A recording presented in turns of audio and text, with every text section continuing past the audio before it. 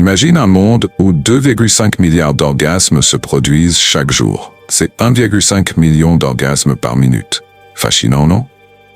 Mais attendez, que savons-nous vraiment de ce phénomène universel? Est-ce simplement un moment de plaisir intense? Ou est-ce bien plus que ça? Aujourd'hui, on plonge dans un sujet aussi scientifique que mystérieux. Comment fonctionne l'orgasme? Pourquoi le ressentons différemment?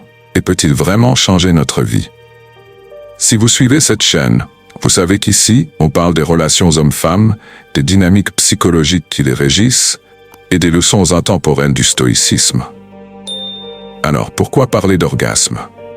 Parce que la sexualité n'est pas seulement une affaire de plaisir.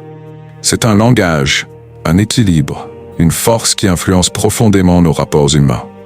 Les philosophes stoïciens eux-mêmes, comme Sénèque ou Épictète, enseignaient la maîtrise des désirs et l'importance d'une relation équilibrée entre le corps et l'esprit.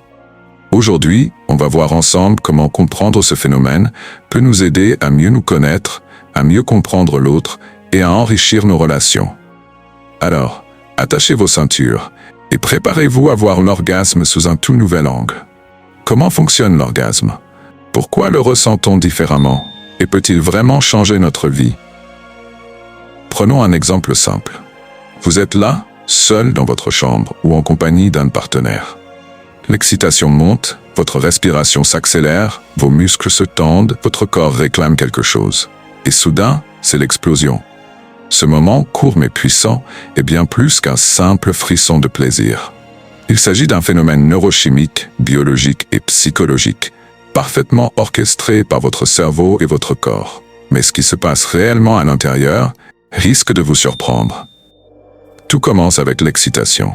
Mais contrairement à ce que l'on pense, elle ne dépend pas seulement du toucher. Votre cerveau est le premier à s'activer. L'imagination, une odeur, une pensée, une voix, tout cela peut déclencher une cascade de réactions dans votre système nerveux. Lorsque vous ressentez du désir, votre cerveau libère de la dopamine, l'hormone du plaisir et de la récompense. En parallèle, votre rythme cardiaque s'accélère, vos vaisseaux sanguins se dilatent et vos zones érogènes deviennent ultra sensibles.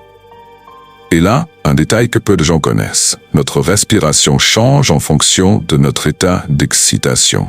Une étude a révélé qu'après avoir regardé des vidéos érotiques, les gens exhalaient des molécules spécifiques, un peu comme un signal chimique invisible qui trahirait leur excitation. Maintenant que l'excitation est à son comble, que se passe-t-il ensuite? L'orgasme est une réaction en chaîne. En quelques secondes, votre corps et votre cerveau basculent dans un état second. Le cerveau s'embrase. Une tempête neurochimique inonde votre système. Endorphine, ocytocine, dopamine, le cocktail ultime du bien-être. Les muscles se contractent. Certaines parties du corps entrent en spasme involontaire, notamment autour des organes génitaux. Le cœur s'emballe. Votre rythme cardiaque peut atteindre plus de 150 battements par minute, comme si vous couriez un sprint. L'univers disparaît. Pendant quelques secondes, certaines zones du cerveau, responsables du stress et de l'anxiété, sont temporairement désactivées. Mais voilà la vraie question.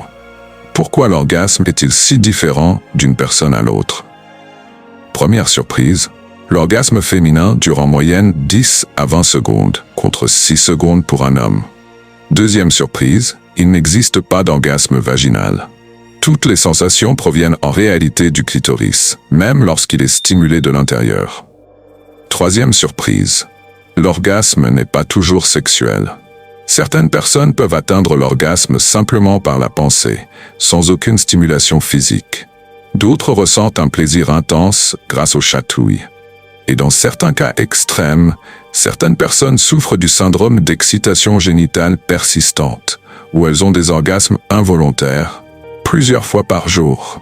Là où ça devient encore plus étrange, c'est lorsqu'un orgasme peut être déclenché par une simple pression sur le pied. Un cas médical a révélé qu'une femme atteinte d'une infection nerveuse ressentait des orgasmes à chaque fois qu'elle posait son pied au sol. Et oui, le corps humain est plein de surprises. On entend souvent dire que l'orgasme est bon pour la santé. Mais est-ce vraiment vrai? Les études montrent que avoir des orgasmes réguliers pourrait réduire le risque de maladies cardiovasculaires. Chez les femmes, les hormones libérées lors de l'orgasme pourraient limiter la prolifération des cellules cancéreuses. Un orgasme peut libérer des endorphines, diminuant le stress et améliorant le sommeil. Mais attention, ce n'est pas une obligation. Un orgasme n'est pas un but en soi. Certaines personnes n'en ressentent pas le besoin et vivent parfaitement bien sans. D'ailleurs, la performance obsessionnelle autour de l'orgasme peut créer du stress et de l'anxiété, qui au final empêchent d'en avoir. L'important, c'est de se sentir bien dans son corps, avec ou sans orgasme. L'orgasme est un phénomène fascinant, aussi mystérieux qu'essentiel à notre équilibre. Il n'est pas qu'une simple explosion de plaisir. Il est une porte vers une meilleure compréhension de notre corps et de notre esprit. Mais souvenez-vous d'une chose, le plaisir ne doit jamais être une course contre la montre. Dites-moi en commentaire, quelle est la chose la plus surprenante que vous avez apprise aujourd'hui? Et surtout, prenez soin de vous. À bientôt pour une prochaine exploration du monde caché de la science et du corps humain.